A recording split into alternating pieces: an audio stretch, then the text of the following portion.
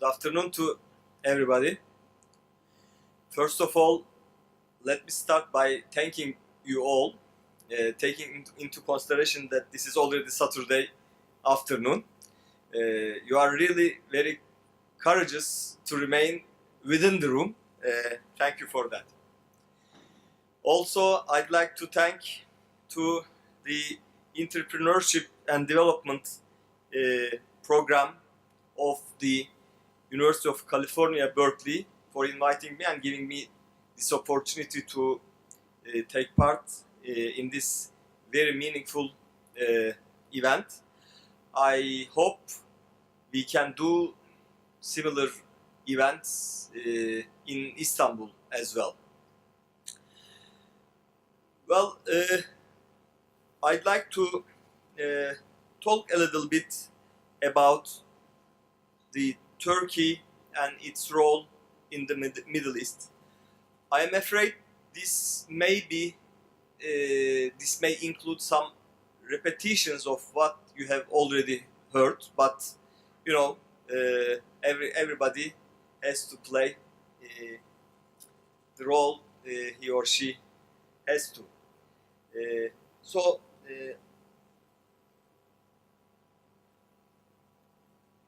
Of course, Turkey did very bad things in the past.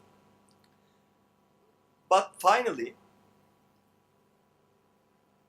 she did some right things. And those things mostly happened within the last decade. And I wrote a paper actually on that, comparing and contrasting previous stabilization programs and the last one. And the title of the paper was Why Did It Work This Time? Because actually it did work in the wrong direction several times previously. I'd like to start by a quotation from a well-known movie. I'm sure you'll remember it. And the hero, actually it was an anti-hero, but he was saying in this movie, we begin by coveting what we see every day. Anybody who remembers this? Yes, Hannibal Lecter. Silence. Bravo. Silence of the Lambs. It makes sense. So, if we are to discuss about the role of Turkey, whether it can serve as a role model, whether this can be repeated elsewhere, I think this is the right question to start with. Why some other countries are or should coveting Turkey, wanting to repeat the same exercise? Well, I think in order to give an answer to this question, we have to define and describe the existing situation and especially the ruling party of Turkey. So, what is AK party? Is that really Islamists, fundamentalists, Talibans, or conservative Democrats as they define themselves? But this is an empty definition, I am afraid, because nobody knows what is for a conservative Democrat in Turkey. Elsewhere, I know that there are Christian Democrats, for example, in Europe, or Republicans maybe in this very country. But in Turkey, it's a little bit more complicated, and I'll try first to give you some colors about what is the AK party, and because this is very closely linked what they have done since the beginning of the millennium. Well, those are the cities where the industrialization started in Turkey. Actually, it started late 19th century. during Ottoman time. And with the, this restoration or reform program that started maybe, we should say, 1830s or 1840s, there was two major aims. The first one, integrating Turkey into the world system. And second, creating a local bourgeoisie so that accumulation of wealth could be possible. And the industrialization started in those cities. Istanbul, Bursa, Ankara, Adana, Izmir, those are still the largest cities of Turkey. But something very unfortunate took place. That was because of the French Revolution. Those groups who were candidates for the integration of Turkish economy to the rest of the world, and most probably the candidates of the local or domestic bourgeoisie, were Christian minorities, or non-Muslim minorities rather. And inspired with the French Revolution, they preferred to start their own, venture and go away. Or start their own, nation state. Of course, this was a very traumatic, situation for Turkish or Ottoman bureaucracy, because they had never such kind of distinction in their mind. They didn't, they hadn't actually until then thought that market makers, bazaar people, Christians, Jews, or Armenians would consider themselves as different from rest of the society. And because of the traumatic effect of this development, Turkish elites or Ottoman elites, because whether they are Turkish or not is another question, and it's an open debate, a long debate, so I don't want to start this, but let's say the Ottoman elites, Ottoman bureaucracy, preferred to create a so-called national bourgeoisie and national economy. And those cities actually were the starting points for this project. And actually, this has been already mentioned during the actually previous panels, and I think Dariush has just mentioned it. The issue that income substitution or other kind of financial repression policies to accumulate or to channel the wealth within the hands of those people did not succeed. It didn't work, unlike, for example, Korea. The only maybe success was that those centers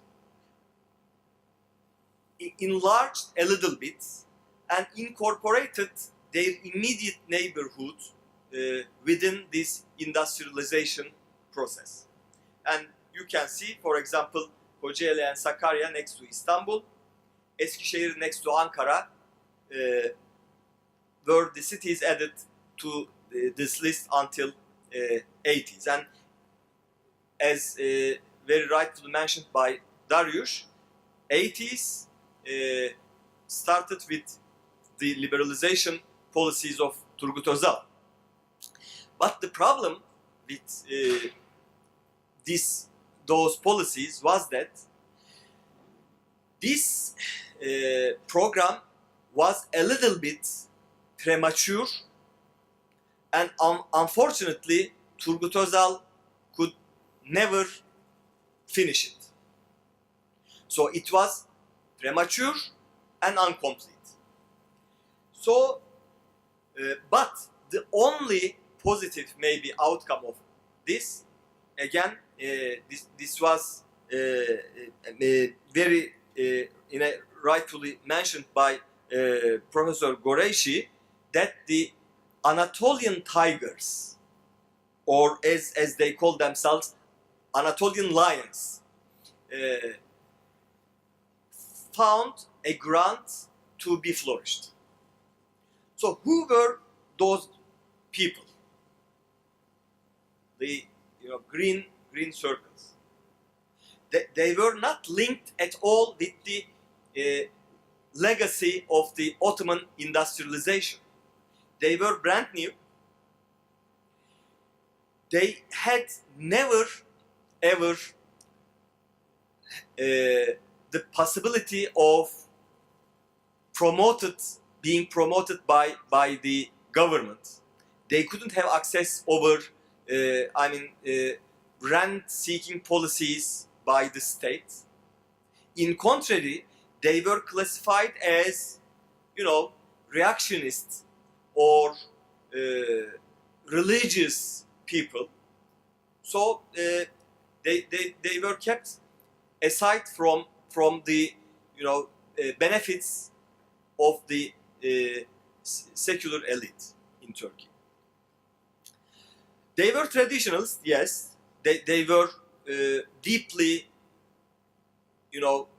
inspired by their religious identity. But at the same time, those people were so much outward oriented that their main economic activity was exporting what they produce.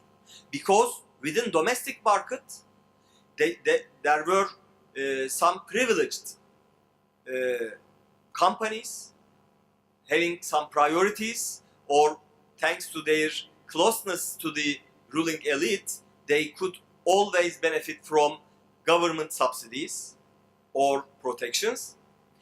But those newly rising industries or companies were mainly focused on foreign trade. In a very, paradoxical way, they put the seeds of Turkey's integration with the rest of the world, which was the, one's ultimate aim. And those people were looking for a voice, a representation at the political scene.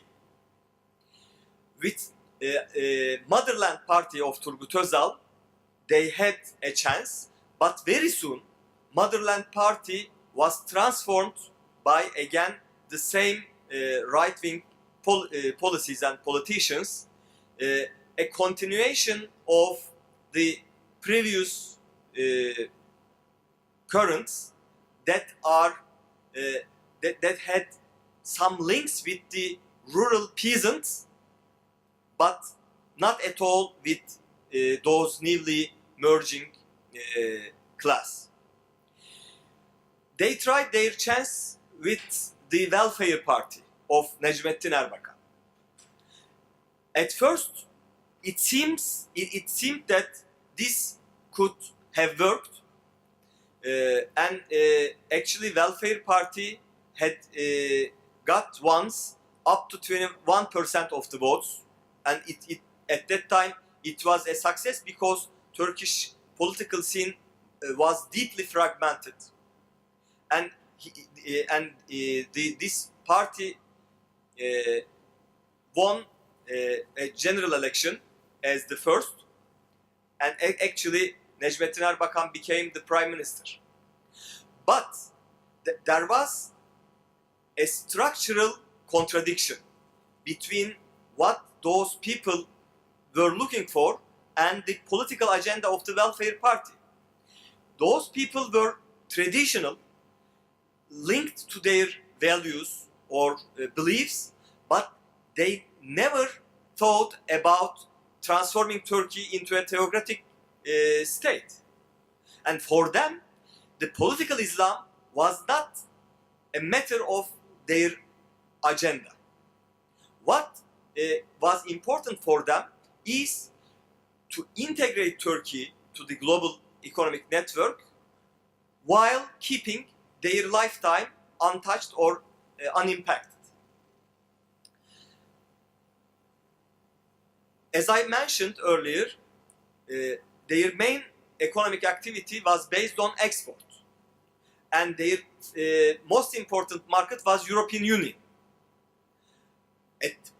But on the other hand, Welfare Party of Necmettin Erbakan was criticizing very severely to the European Union. So, I mean, because of those structural differences, they turned away from that party, and that party and ended up with a failure. This party actually gave birth to the AK party.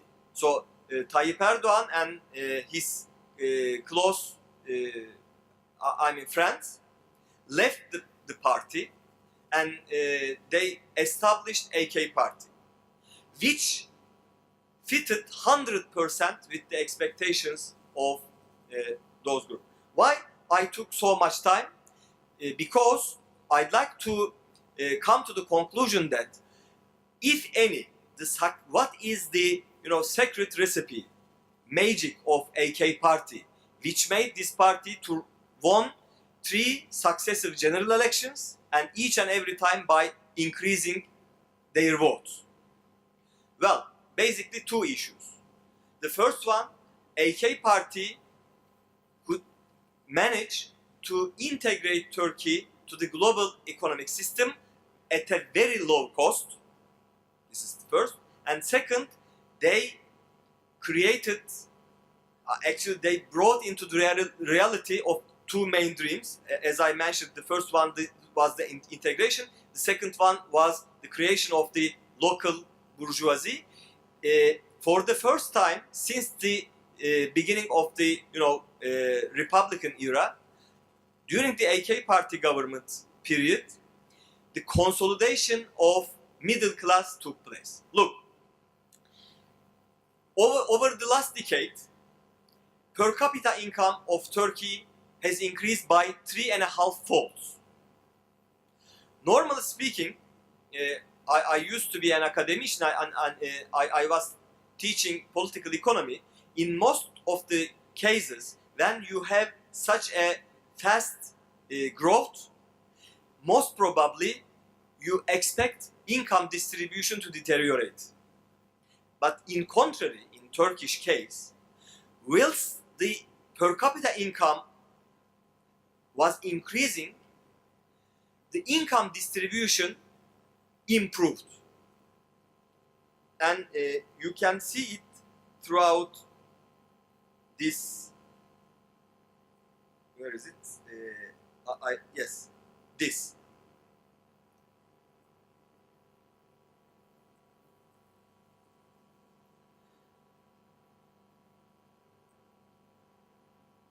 Yes, the up right hand side slide.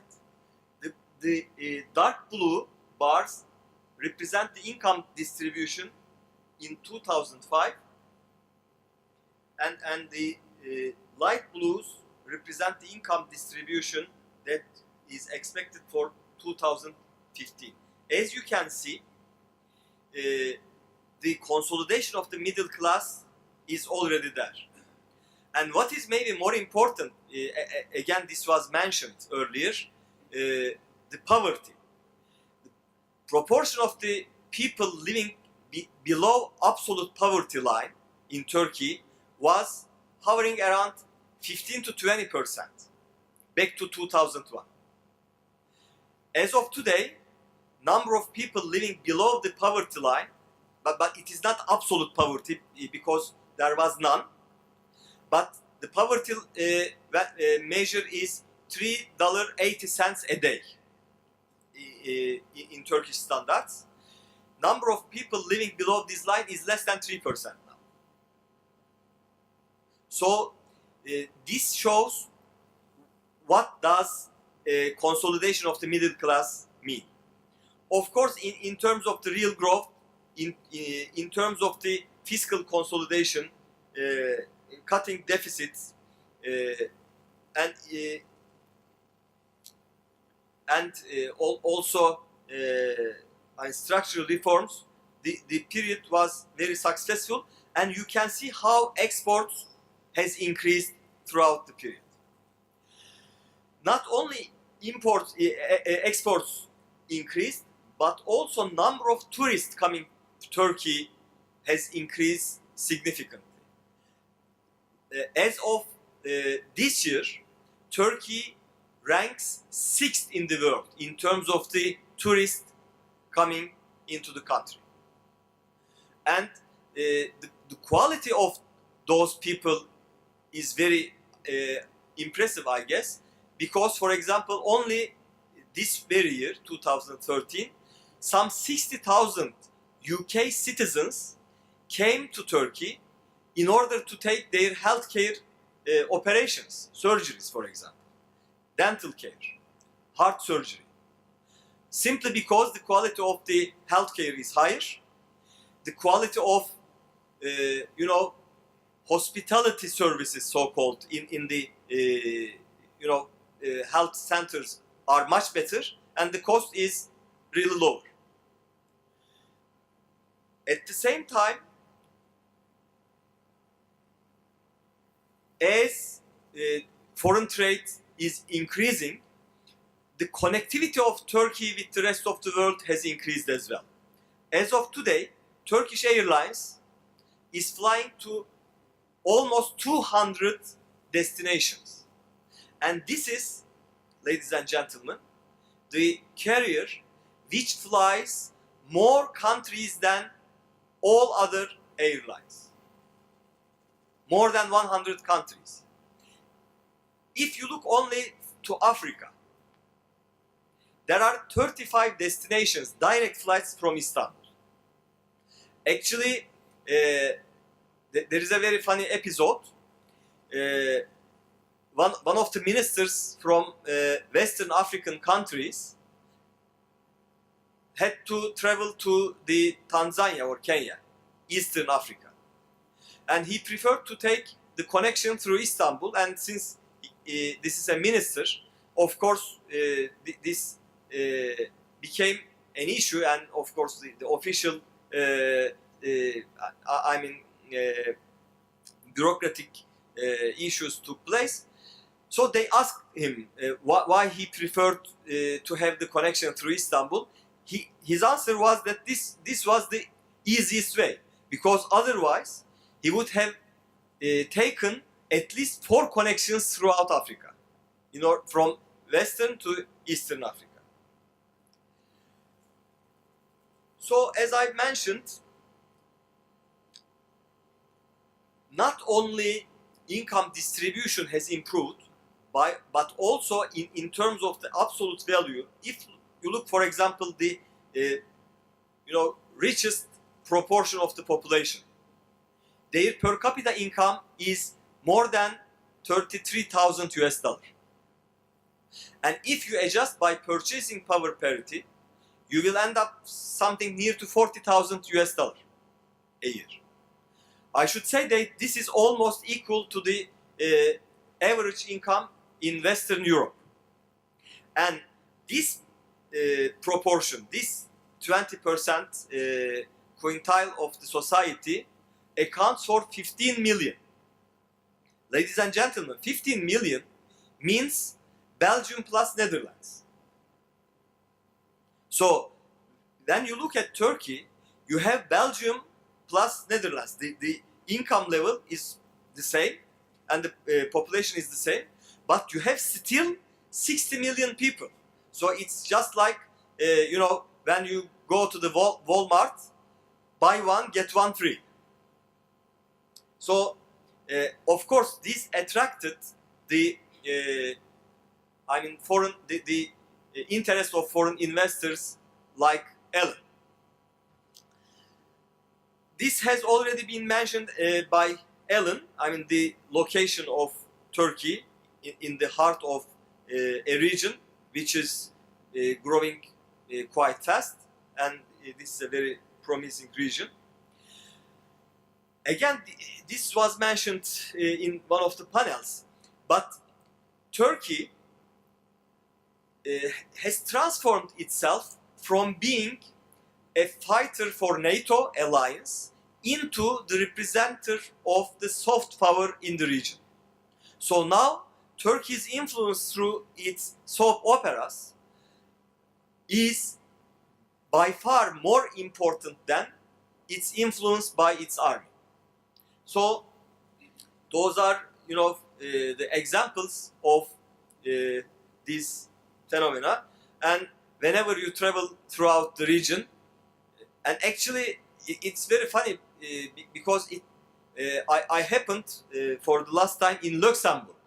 I took a cab from airport to the hotel, and Luxembourg is not a Middle Eastern country, as you know, or you may know, I should say, maybe. And the driver asked me about Harim Sultan. This is the name in the Middle East, but we call it Magnificent Century, which is on the life of Suleiman the Magnificent. So the taxi driver asked me about this soap opera because his wife was so obsessed on watching this series, so that she doesn't let him to watch the football or soccer games. Anyway, and to conclude, of course, Turkey was very successful in both integrating itself to the rest of the world and also consolidating the middle class. Those are already very attractive issues. But what does it mean for Middle East? Well, for Middle East, the importance of Turkey is as follows. Look at those pictures. You see Hagia Sophia Mosque, which represents the traditional values, and you see the Istiklal street near to Taksim Square, which represents the modern Western lifestyle. You have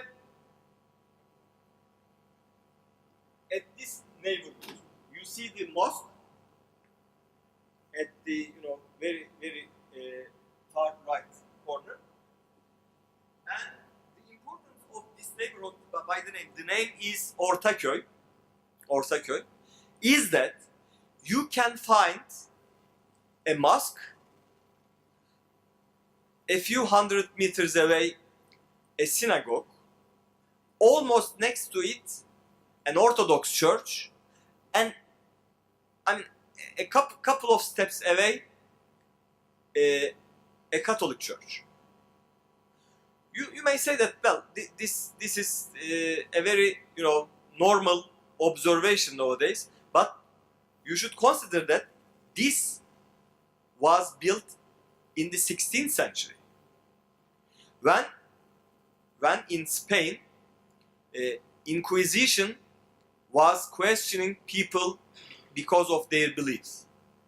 So this, in spite of all the discussions, all the some nasty sometimes images from Turkey, this is, ladies and gentlemen, the real soul of Turkey, living together in harmony. Actually, 3 years ago, when I was still working at the Central Bank of Turkey, we hosted an event, Global Economic Symposium. And at the opening, we organized a concert, a music, exhibition, actually. And the topic, the theme of this concert was the religion, belief, and music in Anatolia. And the surprise for the audience was that we first took a Jewish, religious music, theme, and they played their own religious music.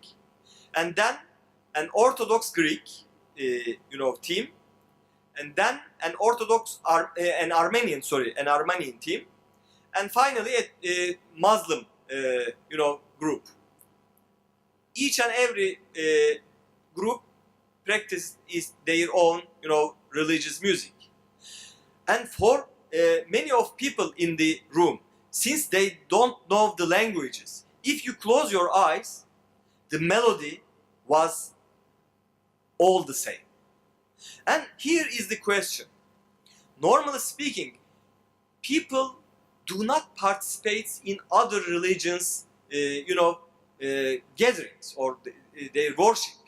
So how does it come that the melodies were all similar? This was because of the common aesthetic understanding, even in religious, practices in Turkey. Another very, maybe important example, as you may know, in 2005, Al-Qaeda committed a suicide attack in Turkey, where they targeted a synagogue. Almost 60 people died. 50 of them were Muslim Turks participating in a wedding ceremony in the synagogue. I mean, this can give you a general image and understanding about the situation in Turkey. So, to wrap up, why Turkey can be a model for Middle East? Because Turkey, first of all, is a successful economy, and when Prime Minister can have dispute with Israeli government, still the government, Turkish government, let an Israeli firm to buy a Turkish bank. So this is the magic formula of the success. If Turkey can continue in that direction, then of course it can serve as a role model for the Middle East. And this is, ladies and gentlemen, my firm belief is that the only hope for all of us. Thank you for your attention.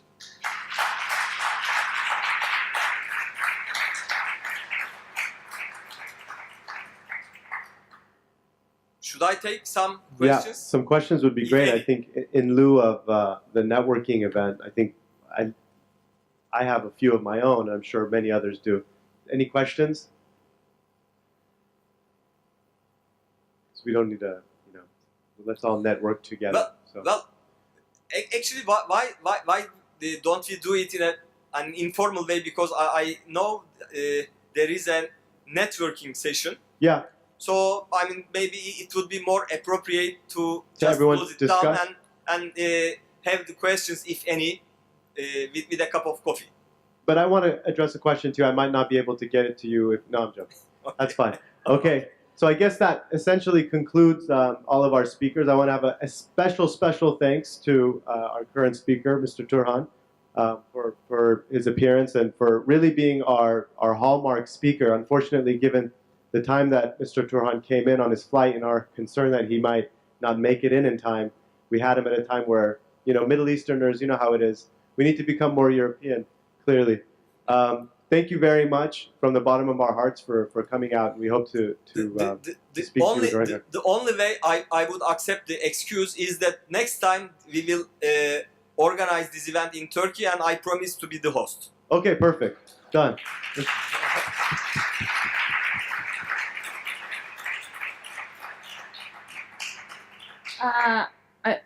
First of all, I would love to thank you for your time, and I mean, for that, I apologize for all the people that have not had the pleasure of having listened to this. And I think at the conclusion of today, I would kind of want to say that some of people actually focus more on the economics and the factors of success financially. But I think what really makes Turkey unique is the cultural aspect, that they've been able to move forward and be more, I wouldn't say European, but more like open. Pragmatic. the right Pragmatic word. is the right word, exactly. And I wanted to kind of ask you, what would you think would be the perfect role for Turkey to actually set for the rest of the Arab world to actually follow on that path? I'm originally Egyptian, and I think the only problem that we're currently facing is that although we're not very diverse, but we think we're kind of a lot of different groups, and we don't really live in harmony together, although we're not that different. But in Turkey, there's kind of similarities, but they kind of live in harmony together. So what would you, from the Turkey experience, would give to the Egyptians? Well, I think you can find some, hints out of the Prime Minister Erdogan's, behavior. Not necessarily the most recent one, but you may remember this is why he has become so popular in the region. He was the one who entered into discussion with Shimon Peres for the first time at Davos, saying that 1 minute, you would remember this. But at the same time, the same prime minister appeared in Egypt throughout the so-called Arab Spring, and recommended the Brotherhood to be secular. This is the model that Turkey can play. You may still keep your stand, your priorities, your sensitivities, and express it in a civilized way. I mean, not necessarily blowing up yourself in the middle of a crowd, but instead in front of a crowd, you can have a civilized discussion with your counterparties. But at the same time, you can recommend or suggest or strongly support to respect the lifestyle of other people within your society. And I think no other Western leader could dare to do this. I mean, in Cairo, recommend to the Brotherhood, be secular. So this is the actually what it shows, in my opinion, what kind of a role Turkey can play for the Arab world. And actually, if you look at the history, the only multicultural, multi-faith cities in the history were in the Arab world. Alexandria was a multi-faith, multicultural, multi-ethnic city. When the rest of the world was really homogeneous, and even because of very small differences, people were slaughtering each other. Baghdad, Basra, as of today, the image that comes into our mind when somebody says Baghdad or Basra is, very bad, very negative, actually. But, we have a saying in Turkish where we say, you can find Baghdad if you ask enough. Do you know why? Because Baghdad was the image of wisdom, intellect. We have must the same know saying the library, in the Arabic. Baghdad library. So why today this should be the case? In terms of natural resources, the region is not bad. In terms of human capital, demographics, the region is not bad. In terms of the accumulated wisdom, historical depth, cultural richness, the region is not bad.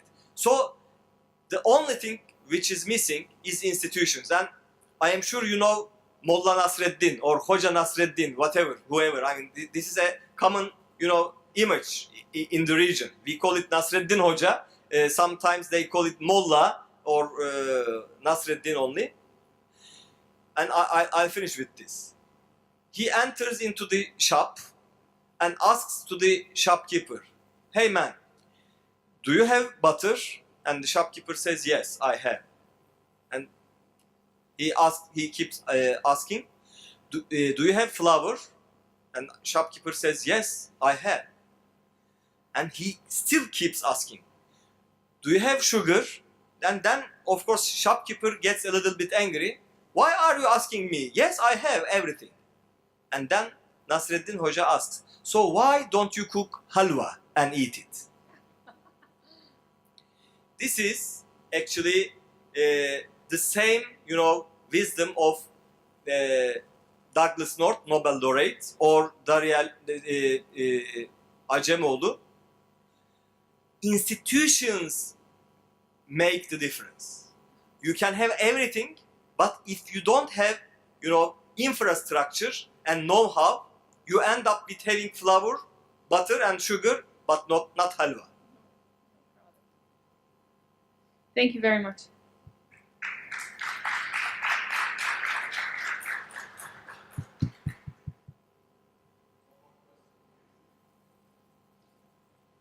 Sorry, one quick question. Thank you for a wonderful talk and a great historical overview. My name is Scott Field. I'm from the Skoll Global Threats Fund. I have a question that's been on my mind throughout the afternoon, and you touched on it with your very last comment in your speech about economic relations with Israel continuing despite political problems.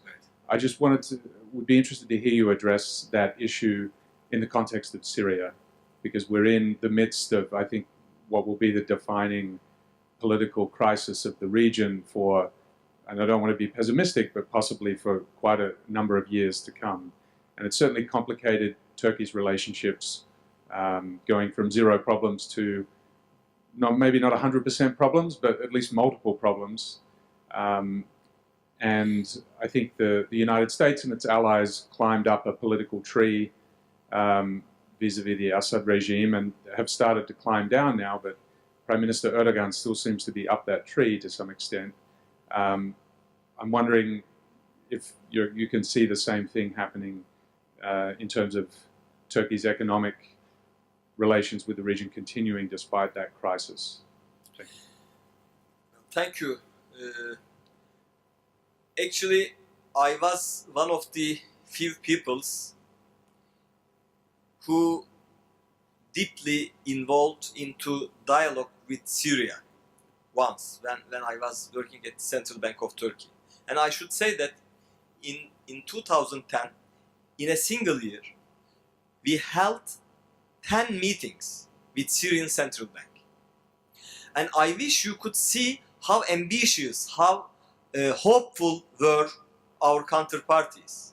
They were really happy because we were talking about introducing a money market, building a payment system, a modern payment system, modern banking, opening up the country, and we were talking about the timeline, the project details, and the same feeling.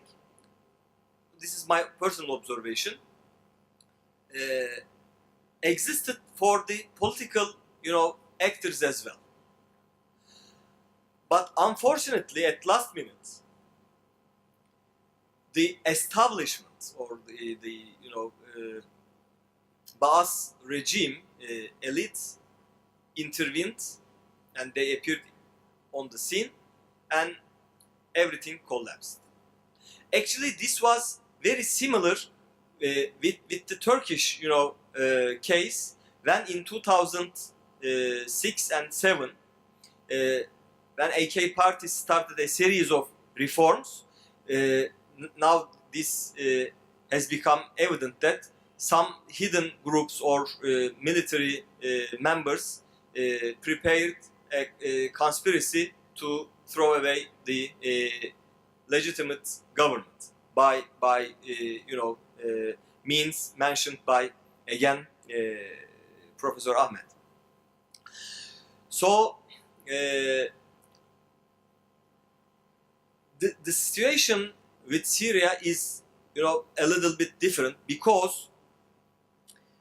this is our next door, and as you can imagine, those borderlines, those frontiers were drawn in a, so please forgive me by using this word, silly way, that they divided into two villages, families. So there are relatives of people living on the one side to the other. And we have been exposed thousands of people, and now it has already reached to 1 million people, and this is a human tragedy. You cannot believe in your eyes. I'm not talking about at all the using chemical weapon and killing babies in their cradle. So those scenes so deeply affects Turkish people that this has become a very sensitive issue. So for Turkey, besides being a political issue or security issue, the humanitarian component of it is by far more important than other things. So this is the reason of why the government is so deeply involved into this issue. So unfortunately, unlike relations between Turkey and France, Turkey and Germany, Turkey and Israel, or even Turkey and Egypt, with Syria, it is not possible to continue the economic relations simply because there is an ongoing war and hot fight at the even a couple of 100 meters from the Turkish frontier. So I am afraid the Syria case is a little bit different, but once, and I hope it will be sooner rather than later, the situation will become more reasonable, stabilized one. Then of course, starting from the border trade, cross-border trade, the relations will become in a way more reasonable level. But before that, before the ceasefire, it doesn't seem possible to have an economic relations take place in spite of the other developments.